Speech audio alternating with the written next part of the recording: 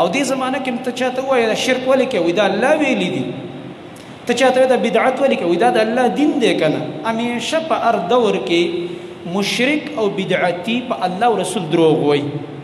د ځان نه دین به جوړ کړي لیبل به پرې ولګوي دا الله او رسول ویلي دي نو قرآن کې به الله رب العالمین رد کوي په دې ظالمانو باندې چې الله په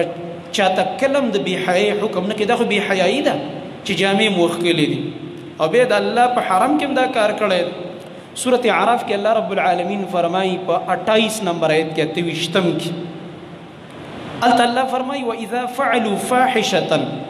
دا مشرکان چې کله دا فاحش کار وکړي چې جامې وباسي او په دې کې په بربنډه طوافونه کوي په حرم کې نو قالوا وجدنا عليها آباءنا والله امرنا بها دو دلایل وای یو وای چې یاره زموږ پلار نیکه دا کار کړی دی وجدنا علیها آباءنا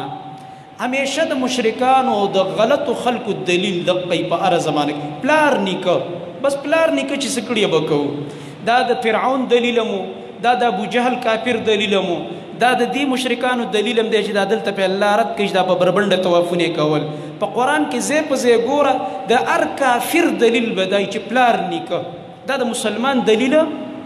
د مسلمان دلیل نه دی مسلمان به وایي الله او رسول او جاهل سړی به څه وایي بېدینه انسان پلار نیکه نه په دین کې پلار نیکه نه چلیږي دین کې به الله دغه حکم او پیغمبر دغه طریقه صلی الله علیه وسلم دا پکې چلیږي دا حجت دی موږ نه به تپوس نه دغه کېږي ما او تا کې د یو کس نه په قبر کې یا په آخرت کې دا تپوس نشته چې لکه د پلار نیکه په لاره روان وي که نه وي روان د پلار نیکه لاره دې راټینګه کړې وه که نه یو کس کې په ما او تا کې یو کس نه دا تپوس نشته نه په قبر کې نه په آخرت قیامت کې چې راته به دا ویلی کېږي چې لکه د چا په مذهب وي کوم امام پسې روان وي کم مسلک دیو کم پارټي دیوه کم مذهب دیو والله العظیم چې د دې تپوس نشته د اسلام د مذهب تپوس به نه کېږي چې هغه جوړ دی د قرآن او حدیث نه بس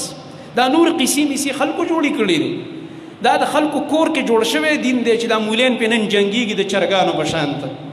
صفا خبره درته کوم دې دپاره چې چېرته په داسې نه چې اعمال هم وکوئ او د دنیا نه برباد لاړ شئ او اسم د سره بیا نه وي هسې دوکه یې پیتل هم لاس کې راخیستي او خوشحاله چې ما سره سره زر دي چېرته دوکه نه شي په دې باندې خلکو سره پیتل دي پیتل په تا هم خرڅوي په خپله هم پې دوکه دی وایي سونه ده او په تا هم در خرڅ کي تا هم دوکه کې وایي سونه ده نو چېرته دوکه نه شي په دې خبرو موږ نه به صرف او صرف د قرآن او حدیث تپوس کېږي د الله یو کتاب دی عظیم موږ ته رالیږلی او یو عظیم پیغمبر یې رالیږلی او د هغه سنت او حدیث موجود دی الحمدلله او کامل دین یې راته پرېښی دی په دې خبره چې ته پوه شوې بیا به کله هم نه دوکه کېږي دا ستا نظریه شوه دا د عقیده شوه دا د منهج شو چې هر څه او دقه د دین دی چې ته ولا هر نوم وسږدې او په دغې موږ مکلف یو چې الله به موږ نه د دقې تپوس کوي دا نورې لانجې مانجې موږ جوړې کړي د مولیانو بس یو روزګار دی لګیا دي هر چا ځان له یو ډله ټپله جوړه کړې ده بس یو شی دی او روان دی او دا عوام غریبانان په دوکه کې اچولي دي